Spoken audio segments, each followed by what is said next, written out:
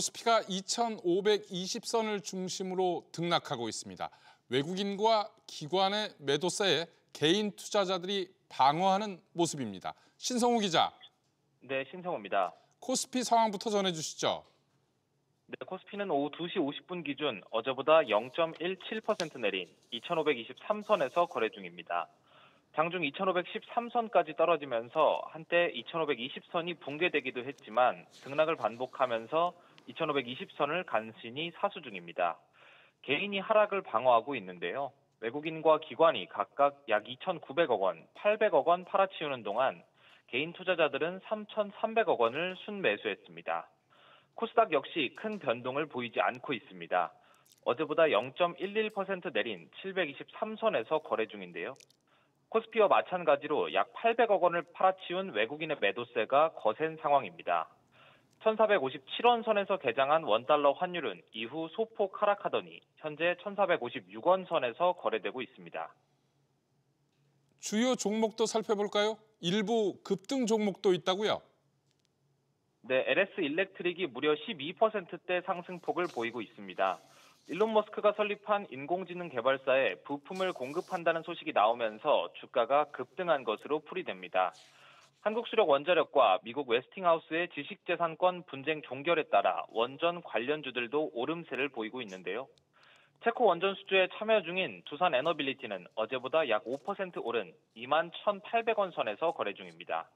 이 밖에 주요 종목들 중에서는 SK하이닉스가 약 2%대 상승세를 보이고 있고 삼성전자는 1.5% 하락 중입니다. 현대차도 3.2% 내리고 있습니다. SBS 비즈 신성호입니다. 삼성전자가 임원 성과급을 자사주로 지급하기로 했습니다. 책임 경영을 강화한다는 취지입니다. 김동필 기자. 네, 김동필입니다. 삼성전자가 초과 이익 성과급 OPI를 주식으로 지급하는 건 처음이죠? 네, 그렇습니다. 삼성전자는 오늘 사내 게시판에 임원에 대한 OPI 일부를 자사주로 지급하는 내용을 공지했는데요. OPI는 사업부 초과이익의 20% 한도 내에서 매년 한 차례 지급하는 성과급 제도로 자사주로 지급하는 건 처음입니다. 상무부터 등기 임원까지 직급에 따라 성과급의 50에서 100%를 자사주로 선택해야 하는데요.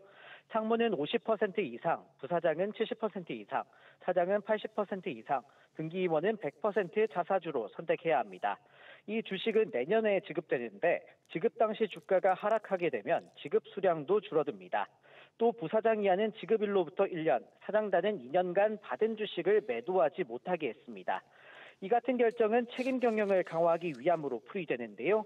이번 성과급을 주가와 직접 연계해서 주주 중시 경영 기조를 확대한다는 의지로도 해석됩니다. 또 삼성전자는 이 같은 성과급 주식 보상 제도를 내년 일반 직원에게도 선택적으로 적용하는 걸 검토 중인 것으로 알려졌습니다. 김동필 기자, 사업부별 OPI 지급률도 확정됐다고요? 네, 그렇습니다. 작년 빈봉투를 받았던 메모리와 파운드리와 같은 DS 부문은 대부분 14%로 책정됐고요. DX 부문에서는 MX 사업부가 44%, VD 사업부가 27%, DA 사업부가 9%로 정해졌습니다. 경영지원실과 하만협력팀, 삼성리서치는 37%, 한국총괄은 34%로 각각 책정됐습니다. SBS 비즈 김동필입니다.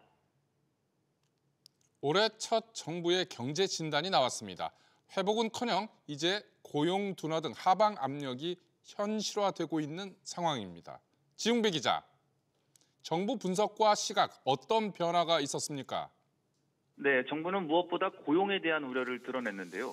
기획재정부는 최근 경제동향 1월호를 통해 지난달 넣었던 물가 안정세가 이어지고 있다는 표현을 빼고 고용이 둔화하고 있다는 문구를 담았습니다. 물가의 경우 지난달보다 소폭 오르긴 했으나 1%대 상승률을 보이고 있어 장기적인 흐름에서는 안정적이란 판단입니다. 대신 지난해 높은 고용률을 부각하며 긍정적으로 평가해온 것과 달리 고용이 둔화하고 있다는 우려를 부각했는데요. 지난달 취업자 수는 1년 전보다 5만 명 넘게 줄면서 2021년 2월 이후 근 4년 만에 감소했습니다. 실업자와 쉬어쓰임 인구도 모두 증가하는 등 장기간 이어지던 고용 호조세가 돌아선 상황입니다. 경기에 대해서도 부정적 표현이 더 짙어졌죠? 그렇습니다. 경기 하방 압력에 대해 우려가 있다고 표현했던 기존과 달리 증가하고 있다며 한층 부정적으로 전망했는데요. 11월 전산업 생산 지수는 석 달째 후퇴했고 현재 상황을 나타내는 경기 지수도 9개월째 반등에 실패했습니다. 이 밖에 단기적인 이슈에 크게 흔들리는 소비 심리는 지난달 12.3포인트나 빠졌는데요. 최근 이어진 정치적 불안에 따른 것으로 보입니다. 금융시장도 부진한 모습을 보였는데요. 최상목 대통령 권한대행은 사흘 앞으로 다가온 미 트럼프 신정부 출범에 대비해 금융시장 동향 등을 면밀히 모니터링하고 금융 외환시장을 최대한 안정적으로 관리해 나갈 것이라고 강조했습니다. SBS 비즈 지웅배입니다. 올해 세계 경제가 지난해와 같은 수준으로 성장할 것이란 전망이 나왔습니다. 다만 트럼프 행정부가 보편 관세를 현실화할 경우 성장률은 0.3%포인트가량 낮아질 것으로 분석됐습니다.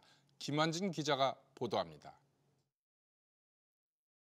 And if they don't stop this poison from flooding into our country, and they can stop it from China, and I'm doing the same thing with China, we're going to tariff the hell out of them. 오는 20일 출범하는 트럼프 2기 행정부는 전 세계를 대상으로 10% 이상의 보편 관세를 부과할 계획입니다. 세계은행은 올해 세계 경제가 지난해와 같은 수준인 2.7% 성장할 것이라고 밝히면서도 보편 관세가 현실화될 경우 성장률이 최대 0.3%포인트 내려갈 것으로 예상했습니다. 또한 물가 상승률 둔화와 통화정책 완화가 선진국과 신흥, 개도국 경제를 뒷받침하겠지만 코로나 등 지난 몇 년 동안 잇따른 외부 충격 피해를 상쇄하기에는 부족해 상대적으로 낮은 성장세를 보일 것으로 관측했습니다. 세계은행은 정책 불확실성 확대와 무역 정책의 부정적 변화, 지정학적 리스크 확산 등을 성장을 짓누를 요인으로 꼽으면서 미국은 고용시장, 소비심리 둔화로 올해 2.3%, 내년 2% 성장할 것으로 전망했습니다. 중국은 지난해보다 0.4%포인트 낮은 4.5% 성장을 예상했는데 내수 전반의 약세를 배경으로 들었습니다. 유로존은 투자와 무역 개선으로 1% 성장할 것으로 예측했습니다. 개도국은 올해 4.1%, 내년 4% 성장할 것으로 예상됐는데 세계은행은 투자 부진과 보호무역 등 여파로 개도국의 향후 25년은 지난 25년보다 더 힘들 것이라고 분석했습니다. SBS 비즈 김한진입니다. 윤석열 대통령이 공수처의 재출석 요구에 불응한 채 오늘도 조사를 거부하고 있습니다. 공수처는 추가 소환 없이 구속영장을 청구할 방침입니다. 우영준 기자. 네, 우영준입니다. 윤 대통령 움직임 아직도 없나요? 네, 윤 대통령은 오늘도 조사를 거부하면서 사흘째 서울구치소에 머물고 있습니다. 윤 대통령 측 석동현 변호사는 첫날 공수처 조사에서 충분히 기본 입장을 밝혔고 일문일답식 신문에 답할 이유나 필요성이 없다고 보기 때문이라고 거부 이유를 설명했습니다. 윤 대통령의 구속영장 청구 기한은 오늘 밤 9시 5분까지입니다. 공수처는 사실상 재소환은 어렵다고 보고 곧바로 서울 서부지법에 구속영장을 청구할 것으로 보입니다. 결과는 이르면 오는 주말쯤 나올 예정입니다. 체포영장 집행저지를 주도한 경호처 차장, 경찰에 출석했죠? 네, 그렇습니다. 김성훈 경호차장은 오늘 오전 10시쯤 경찰에 출석하면서 바로 체포됐습니다. 조사실에 들어가기 전 김 차장은 영장 집행 시도를 저지한 건 정당한 경호 임무를 수행한 거라며 옳고 그름은 국민들이 아실 거라고 주장했습니다. 또 무기 사용을 지시했냐 이런 질문도 나왔는데 평시 휴대하는 장비만 챙겼을 뿐 제지를 위해 추가 무기를 지시하진 않았다고 답했습니다. 오히려 공수처와 경찰이 불법적인 영장을 집행하려고 했는데도 윤 대통령이 유혈 사태가 벌어질 수 있다며 만류했다고 설명했습니다. 김 차장은 경호처 직원들에게 업무 외에 다른 일을 시켰냐라는 의혹도 받고 있는데요. 경찰은 이 같은 특수공무집행방해와 직권남용 혐의에 대한 조사를 마친 후 구속영장 신청도 검토하고 있습니다. SBS 비즈 우영준입니다. 우리나라의 체코 원전 수주 걸림돌이었던 미국 웨스팅하우스와의 지식재산권 분쟁이 마무리됐습니다. 24조 원 규모 계약에 청신호가 켜졌습니다. 안지혜 기자. 체코 원전 수주의 난관 이제 거의 다 넘었네요. 그렇습니다. 한국수력원자력과 한국전력은 미국 웨스팅하우스와 지식재산권 분쟁을 종결하고 향후 글로벌 원전 시장에서 협력하기로 합의했다고 밝혔습니다. 그간 양측의 지적권 분쟁은 오는 3월이 시한인 체코 두코바니 신규 원전 건설 최종 계약을 앞두고 최대의 걸림돌로 꼽혔습니다. 하지만 이번 협상 타결로 한수원이 우선 협상 대상자로 선정된 체코 신규 원전 수출 계약 가능성이 한층 커질 것으로 전망됩니다. 안지혜 기자, 그동안 왜 다퉈왔나요? 네, 그간 웨스팅하우스는 한수원이 체코에 공급하려는 최신 한국형 원전 APR 1400이 자사의 원천 기술에 기반한 것이라면서 한수원의 독자적인 수출에 제동을 걸어왔습니다. 반면 한수원은 APR 1400의 국산화에 성공했기 때문에 독자 수출에는 문제가 없다라고 맞서왔는데요. 한수원과 한전은 불확실한 싸움을 이어가기보다는 이번 협상을 통해서 한국과 미국의 연합, 그러니까 팀 코러스로 글로벌 수출 시장을 넓히는 게 더 이득이라고 판단했다고 설명했습니다. 물론 협상 조건이 관건입니다. 업계 안팎에서는 한수원이 체코 원전 수출과 관련해 웨스팅하우스에 조단위 로열티 혹은 일감을 주고 앞으로 다른 제3국의 원전 수출도 공동 추진하는 것처럼 상당 수준의 양보를 했을 것이라는 관측이 나오는데요. 웨스팅하우스의 전통 시장인 유럽에서는 양사의 공동 진출을 신흥 시장인 중동은 한국이 단독 진출하는 등 특정 지역 원전 수출 문제를 놓고 상호 조정이 있었다는 관측도 나오고 있습니다. 양쪽은 구체적인 협상 타결 내용은 비밀 유지 약속에 따라서 공개하지 않기로 했습니다. SBS 비즈 안지혜입니다. 한밤병원에서 차 사고가 난 환자에게 각종 침, 뜸, 추나요법 등을 한꺼번에 시술할 경우 자동차 보험을 적용받을 수 없습니다. 불필요한 과잉 진료를 자제하라는 겁니다. 정광인 기자, 보험금 청구가 불발된 사례, 구체적으로 어떤 경우입니까? 네, 건강보험 심사평가원이 지난해 심의 사례들을 공개했는데요. 고속도로 진입 서행 중 운전석 후방 충돌이 있었던 30대 A씨의 경우 사고 3주 뒤부터 한방병원에서 16일간 매일 2종류의 침과 뜸 치료를 받고 약침과 부항, 추나요법도 여러 차례 받았습니다. 오토바이가 자동차 바퀴 덮개에 충돌한 20대 B씨도 사고 한 달 뒤부터 2주간 거의 매일 침과 뜸, 부항, 물리치료 등을 받았습니다. 이와 관련해 심평원은 같은 날 여러 종류 시술을 한 건 보편타당한 진료로 보기 어렵다며 인정하지 않았는데요. 관련 기준에 따라 침과 뜸, 부항 중에선 동시에 2개까지, 침과 약침을 같이 쓸 땐 침술 한 종류까지만 인정하고 추나, 견인, 저주파 등 물리요법도 그중 하나까지만 인정한다고 밝혔습니다.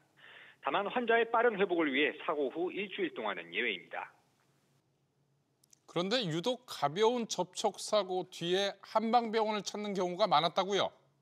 그렇습니다. 주요 손해보험 업체들에 따르면 지난해 1분기부터 3분기까지 가벼운 자동차 사고 환자 치료비는 약 9,500억 원으로 1년 전보다 7.7% 늘었는데 이 가운데 한방병원 비중이 80%에 육박합니다.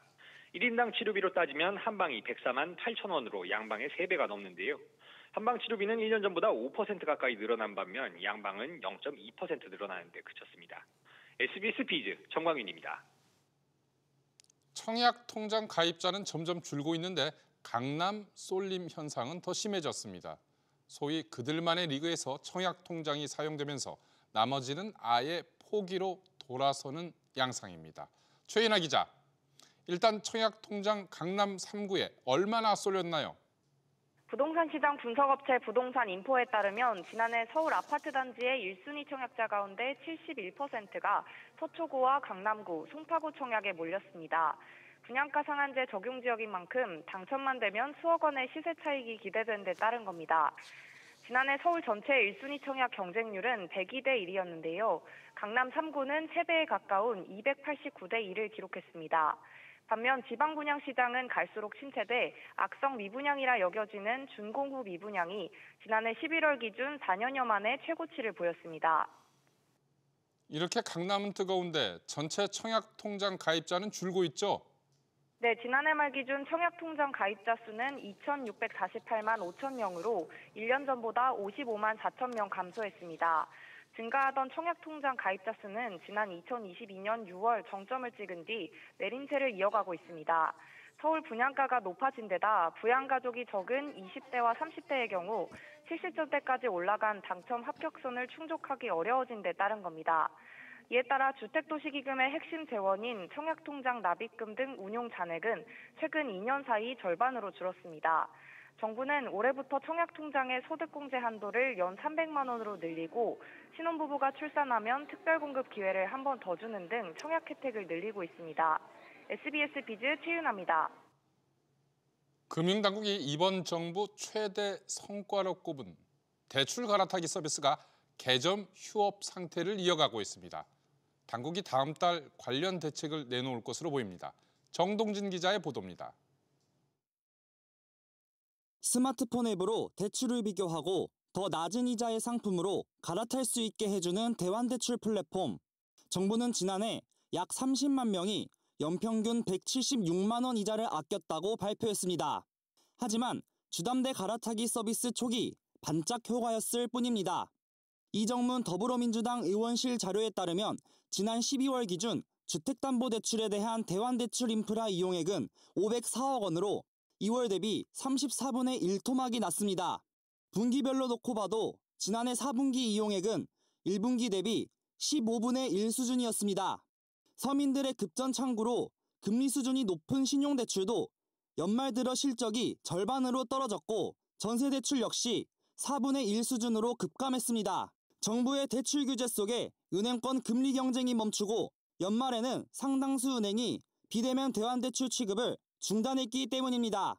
정치권에서도 작년 하반기부터 대환대출 취급 축소에 대한 우려가 나왔습니다.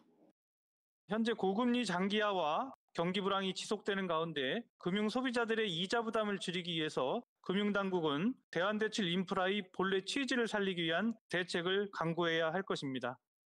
하지만 금융당국은 대책을 내놓지 못했습니다. 금융당국 관계자는 가계대출 총량 관리와 대환대출 인프라 활성화가 목적이 상충하는 측면이 있다며 딜레마에 빠졌음을 인정했습니다. 정부가 올해도 강경한 가계부채 관리 기조를 유지하겠다고 예고한 가운데 금감원 관계자는 대환대출 활성화 방안까지 담긴 올해 가계대출 관리 방향을 다음 달 업무계획 발표에서 밝힐 것이라고 말했습니다. SBS 비즈 정동진입니다. 업계 7위 페퍼저축은행이 희망퇴직을 진행 중인 것으로 확인됐습니다. 저축은행에서 희망퇴직을 실시하는 건 2011년 저축은행 사태 이후 처음입니다. 오수영 기자. 지금까지 희망퇴직이 없었다는 게 더 놀라운데요. 우선 페퍼저축은행 희망퇴직 소식 전해주시죠. 네, 페퍼저축은행이 지난주부터 이번 주 초까지 전 직원을 대상으로 희망퇴직을 접수하고 어제부터는 이후 절차를 진행 중인 것으로 확인됐습니다. 연령이나 연차에는 제한이 없고 근속연수 무관하게 위로금으로 기본급 1년치를 받고 퇴직하는 조건인 것으로 파악됐습니다. 페퍼저축은행은 체질 개선을 통해 새로운 도약을 하기 위해 결정했다면서 직원들에게도 새로운 기회를 제공한다는 차원에서 완전 자율적으로 신청을 받았다고 설명했습니다. 업계에 따르면 페퍼의 희망퇴직 접수는 지난 2011년 시작됐던 저축은행 사태 이후 처음입니다. 업계 관계자는 희망퇴직이 연례 행사처럼 정착돼 있는 은행권과 달리 저축은행 업권에는 그런 문화가 없는데 페퍼의 경우 호주 자본 외국계 회사라서 가능한 것 같다고 전했습니다. 오 기자, 그만큼 경영 상황이 좋지 않다는 것이겠죠? 네, 페퍼저축은행은 지난해 3분기 누적 당기 순손실 762억 원을 기록했습니다. 작년 3분기 BIS 비율은 11.83%로 당국 건고치 11%에 근접한 아슬아슬한 수준을 2020년부터 5년째 유지하고 있습니다. 총 자산 규모도 지난해 지속 감소했습니다. 때문에 페퍼저축은행은 재작년 200억 원에 이어 지난해 3월과 9월 각각 100억 원씩 최근 2년간 모두 400억 원을 모기업인 호주계 페퍼그룹에서 증자받았습니다. 업계에서는 페퍼가 지속적인 증자에도 불구하고 경영 여건이 나아지지 않자 모기업이 추가 증자의 조건으로 감원을 요구했을 것이라는 분석이 나오고 있습니다. 페퍼저축은행은 대출 영업 재개와 NPL 적극 매각을 통해 지난해 3분기 실적이 마이너스 95억 원으로 전분기 마이너스 287억 원보다 적자 폭이 크게 개선됐다고 설명했습니다. SBS 비즈 오수영입니다. 정부가 침체된 내수를 끌어올리기 위해 근로자 대상 휴가 지원 사업을 2배 확대하기로 했습니다. 자세한 대상과 방법 알아보겠습니다. 정보윤 기자. 우선 휴가비 지원 사업, 뭔가요? 근로자가 20만 원을 적립하면 기업과 정부가 각각 10만 원을 추가로 적립해 총 40만 원의 국내 여행 경비를 조성하는 사업입니다. 문화체육관광부는 한국관광공사와 오는 24일부터 근로자 휴가 지원 사업에 참여할 기업을 모집합니다. 정부는 올해 국내 관광 활성화 등 내수 진작을 위해 기존 6만 5천 명 대상 규모 사업을 15만 명까지 확대하기로 했습니다. 올해 사업 참여 대상은 중소기업과 소상공인 등으로 중견기업은 지원 대상에서 제외되고요. 5년 이상 참여한 기업은 분담금을 10만 원에서 15만 원으로 상향 조정합니다. 정 기자, 예년보다 사업을 일찍 시작하는 거죠? 경기 침체 때문인가요? 네, 그렇습니다. 내수 부진이 이어지면서 필수재가 아닌 관광 분야부터 타격이 커질 것으로 전망되는 데 따른 조치인데요. 한국경제인협회 조사 결과 응답자의 절반 이상이 올해 소비를 축소할 것이라고 답했는데요. 소비 감소 예상 품목으로 여행, 외식, 숙박이 17.6%로 가장 큰 비중을 차지했고 여가와 문화생활이 15.2%로 뒤를 이었습니다. 정부는 또 비수도권 숙박시설에 최대 3만 원을 할인해주는 숙박 쿠폰도 100만 장 배포할 예정입니다. SBS 비즈 정보인입니다. 지난해 티몬 위메프 사태 이후 지나치게 긴 대금 정산 기간에 대해서 제도 개편이 추진되고 있습니다. 상황이 이런데도 업계 1위 쿠팡이 정산 기한을 지키지 않아서 공정거래위원회 조사를 받은 것으로 나타났습니다. 정대한 기자, 쿠팡 구체적으로 어떤 혐의인가요? 네, 업계에 따르면 공정위는 최근 쿠팡의 대규모 유통업법 위반 혐의에 대해 조사를 마치고 쿠팡 측에 제재 의견을 담은 심사 보고서를 보냈습니다. 쿠팡은 판매사들의 직매입 납품 대금을 기한보다 늦게 지급하면서도 수억 원대의 지연이자를 주지 않은 혐의를 받고 있습니다. 관련 법에 따르면 쿠팡과 같은 대규모 유통업체는 직매입 거래를 할 때 60일 이내에 납품업자의 대금 정산을 해줘야 하고 이보다 늦어지면 연리 15.5%의 지연이자를 지급해야 합니다. 이에 대해 쿠팡 측은 공정위 심의 절차에서 성실히 소명할 예정이라고 밝혔습니다. 정대한 기자, 그런데 지금 추진되고 있는 제도 개편에 쿠팡은 사각지대다 이런 말이 있던데요? 네, 정부는 지난해 티메프 사태의 재발을 막기 위해 온라인 판매 중개업자들의 대금 정산 기한을 20일로 정하는 이른바 티메프 방지법을 마련했습니다. 쿠팡도 오픈마켓 부문은 이 기준을 적용받지만 쿠팡이 사전에 직접 물품을 구입해 물류창고에 보관해둔 뒤 주문이 들어오면 배송하는 로켓 배송과 로켓 프레시 등 직매입 부문은 이 법을 적용받지 않습니다. 쿠팡 전체 매출의 직매입이 차지하는 비중은 90% 정도로 전해집니다. 이에 공정위 측은 쿠팡뿐 아니라 마켓컬리 등 직매입 유통업체들의 대금 정산 기한도 줄이는 방안을 추진할 예정이라고 밝혔습니다. SBS 비즈 정대한입니다.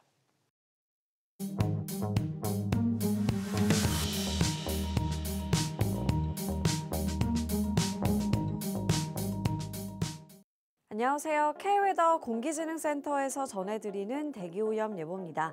전국 공기질 실황입니다. 내륙을 중심으로 공기질이 좋지 못한 상태입니다. 다음은 서울시 동별 공기질 실황입니다. 전반적으로 공기질이 탁한 상태고요. 먼지 농도가 가장 높은 곳은 개포 4동과 개포 1동, 도곡 2동 순으로 나타나고 있습니다.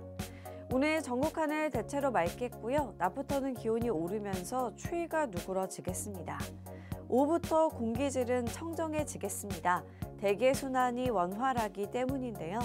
WHO와 환경부 기준 모두 전국 보통 단계를 예보하고 있습니다.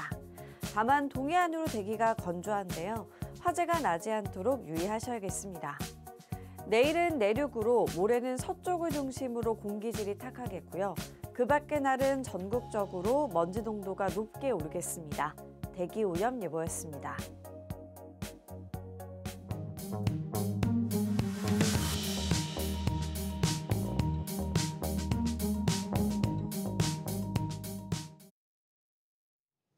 준비한 소식 여기까지입니다. 감사합니다.